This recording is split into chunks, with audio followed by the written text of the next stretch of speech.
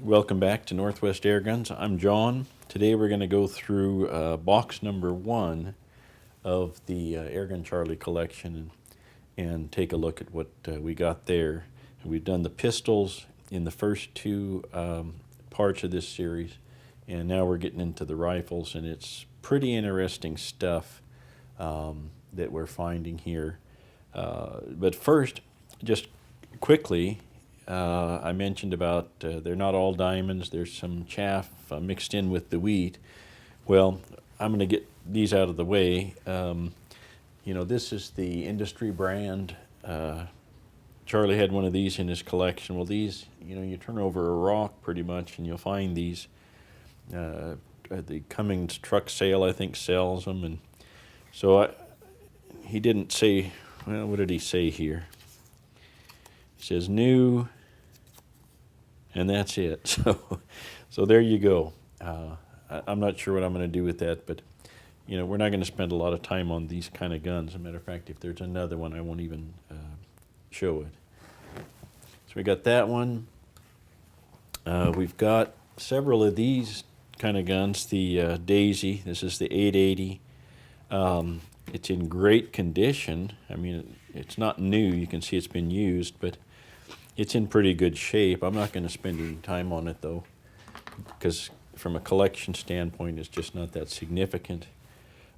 Here we've got the Crossman, and what is this, 2100, and this also is a very nice condition, but we're going to set it aside. Now this is an older model 760 Power Master. And this is kind of interesting. It's got the wood grip here and the plastic here. And I guess maybe they mixed and matched, but generally when I found the wood on one, it would be wood on the other. So I'm not sure what happened here.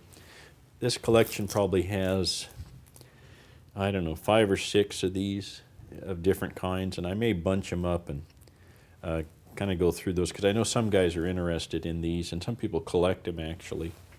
So I think when we run into something like this where there's a bunch of them, we'll put them together at a later date and kind of go through what we've got. So that takes care of the less exciting, at least the less exciting for me, air guns. And let's get into some of the other stuff. And here's our first one. This is a model 180. This is the second one we've come across here, or this is a 187 rather, which is a little more rare than the 180. It's in pretty good shape, got a little bit of bluing worn off here, but otherwise looks pretty good. The stock looks nice. And they made a couple of versions of this, one with the safety through the stock. And this is a pretty basic gun. There's a spring that the trigger spring itself operates off of the wood stock. There's no adjustability other than changing the spring, I guess. But these are still pretty nice guns, and they were, like I say, they're fairly light. I think this is a good choice for a younger shooter if you can handle the CO2 part of it. Now this one, I'm going to zoom in because I couldn't even find this on the in the yellow or in the blue book of Airguns. So I'm going to zoom in. We'll take a look at this. This is a Robin Hood, 177 caliber or 4.5. It says Industria, and I don't know what that other next word is. It looks like maybe from Argentina. I don't know, but I know nothing about this gun, where it came from, anything about it. It's missing a trigger guard here, but otherwise seems intact. And if you know anything about this, drop me a line. Our next victims here are a pair of old Benjamin front pumpers. And we call them front pumpers, because they pump from the front. You pull this out and you turn the gun upside down and push on it, lean into it, get the air in there. And there were, I grew up in the 1960s, and there were even a few of these still running around out there being used by different kids. Not this old, but a similar front pump version that came after these. Now this first one here is a Model G, and it probably dates from right around the early 1915, something like that. And you can see it's not in great condition. It's not really a collector model as it is, but it's an interesting mechanism. So I may keep this one. This one's in a little rougher shape. This is a Model F. I don't know if it's made around the same time or not, but similar mechanism with the pump. This one has been resoldered here at the back pretty extensively, and not a great job of it. So we'll have to do some research on these to figure out if we can get them going again. I know they've got the leather seals, if I'm not mistaken. But anyway, these are, I don't have any of these, and so it's an interesting pair. And of course, we got some of the lever action BB guns. These are all daisies, or these two are daisies rather. This is a model, what is it, 95. Charlie says doesn't work, needs seal. It's in pretty good shape otherwise, but I don't think this is particularly rare. Just another BB gun to have in the collection. This one here is a Model 400, and it's, again, another fairly modern gun, I think. So probably not valuable, but it might be a good one for a beginning shooter, a kid, or something like that to get started with. This one is a King, and I'm not quite sure what's going on here. It says a 500 shot King. Let me see if I can zoom in on this. Okay, I don't know if you can see this very well or not, but somebody painted this with a gray spray paint, a flat paint, and I think then they sanded or took off that gray paint here with where the lettering is.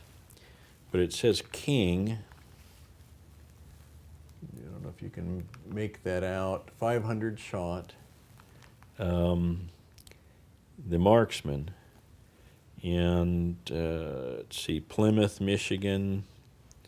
So I don't know if this is a daisy or replica or what. If you know what it is, I'd be interested in any information about this, because I can't find any reference to a King 500 shot.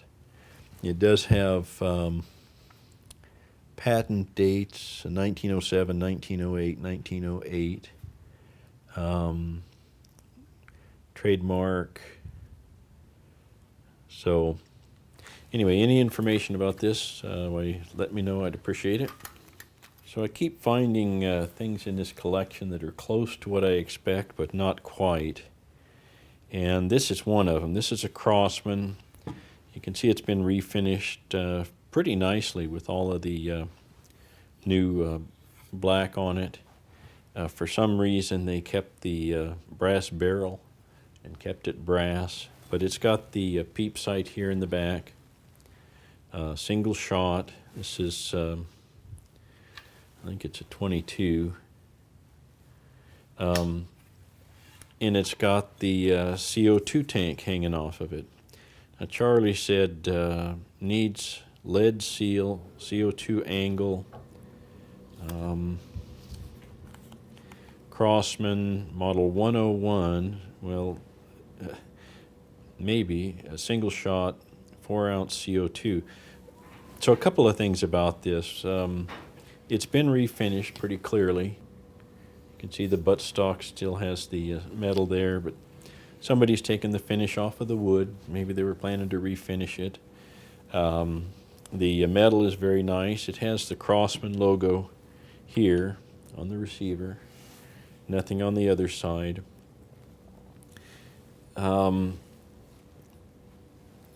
You know, we might expect, from the ones I've seen, a larger tank than this. I didn't know that Crossman made a small tank. And just looking at the plumbing here makes me wonder if this is something that happened afterwards. Maybe it was originally a gallery gun, or took the full CO2 bottle. So that's what we've got. No markings at all on the bottle.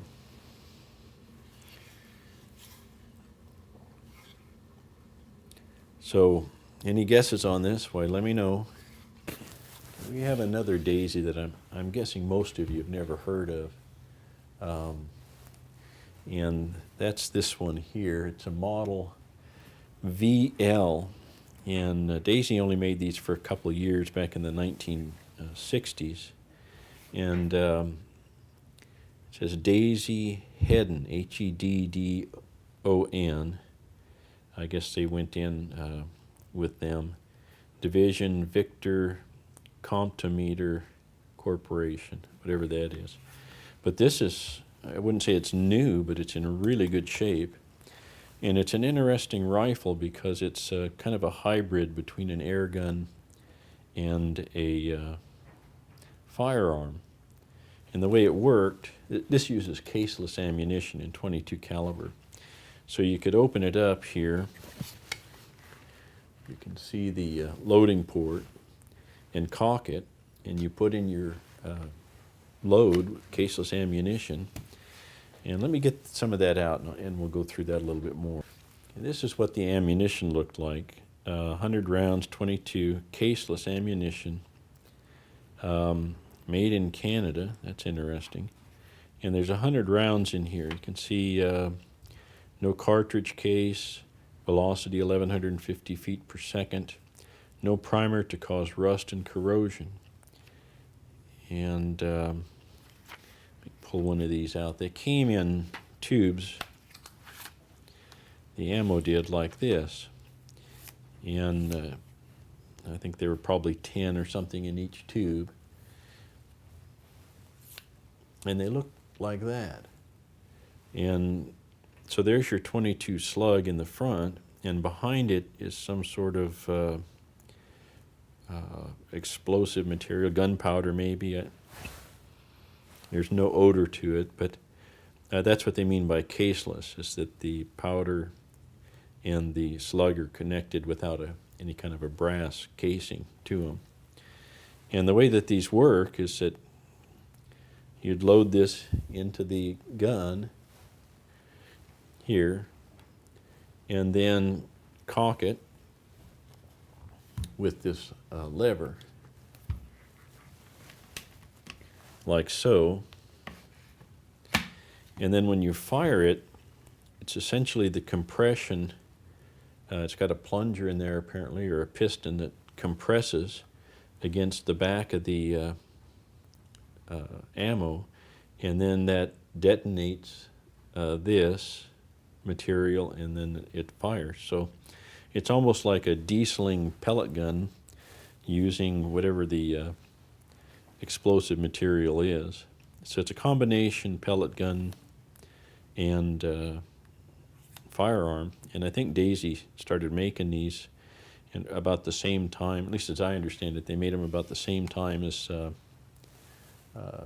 the Bureau of Alcohol, Tobacco, and Firearms added the firearms part of the title, and firearms are starting to be regulated. And so Daisy was classifying this as an air gun because of the piston part of it, and the government classified it as a firearm because it had an explosion that propelled the ammunition. And so they made it for a few years. When they couldn't sell it as a air gun, they discontinued it. And so there's not too many of these around. Range 1 mile, be careful. So that's what that is. It's in really nice condition. I'm reluctant to take it out and shoot it because I only have a couple of boxes of the ammunition. But it's kind of an interesting journey into the firearm market by Daisy. This is a plastic stock, but everything else is in really good shape. And so really happy to get this one. I don't know what I'm going to do with it, given the limitation on ammunition, but I see you can buy bricks of 1,000 rounds on eBay for several $100s. Well, 1,000 rounds probably last you quite a while if you were going to use it as a shooter. So that's a good find. I was happy to have this one. Well, our final victim here today is this. It comes in its own case.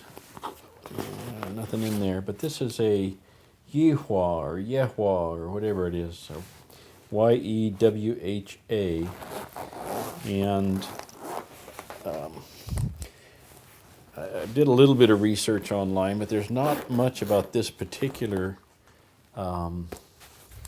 model. They talk about the air shotgun, and apparently the Reverend Moon from Korea and his church and all that kind of stuff, and Beeman and all of these different aspects of it, but the reality is that this gun doesn't fit any descriptions out there. So it comes in the original case. That's kind of cool. And let's take a look at this. Most of the discussion I've seen on the Yehwa involved an air shotgun. This isn't an air shotgun. This is a single shot, and it looks like a 177 to me, caliber. It's got a target sight on it with an aperture sight here with the adjustments. And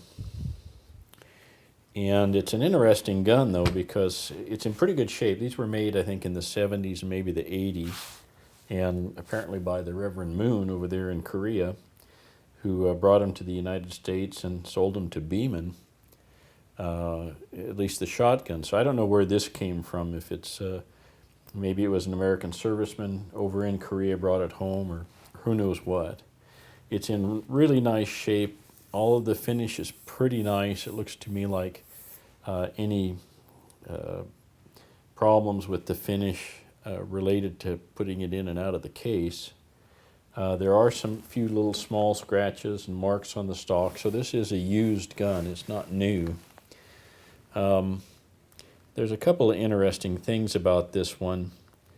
Let me zoom in here real quick, and we'll take a look at the inscription here. Okay, I think you can see that. It's the name, Wha Korea, and it says the 3B, which is a little unusual because the 3B is supposed to be a shotgun, not a single shot 177 with a target sight on it. So that's a little bit unusual.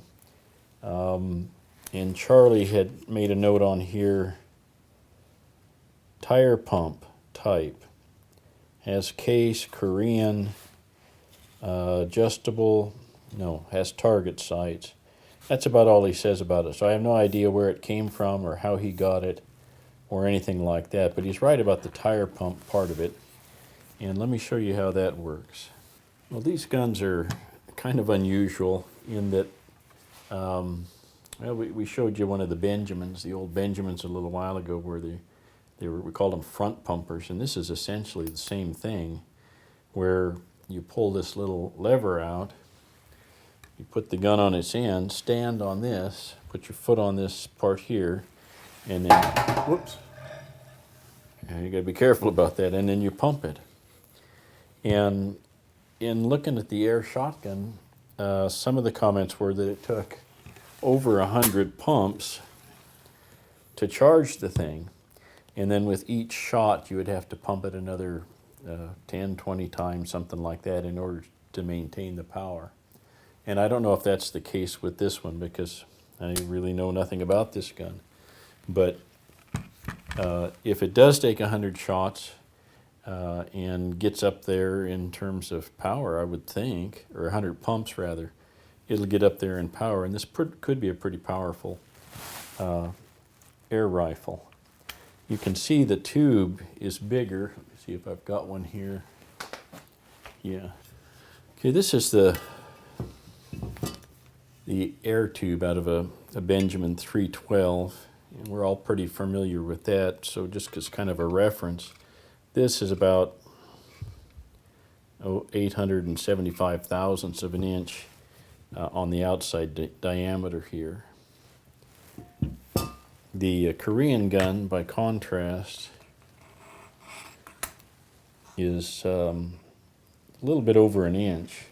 Not much, but a little over an inch. And so with each pump, you would think you would be putting more air in, but I don't know that for sure.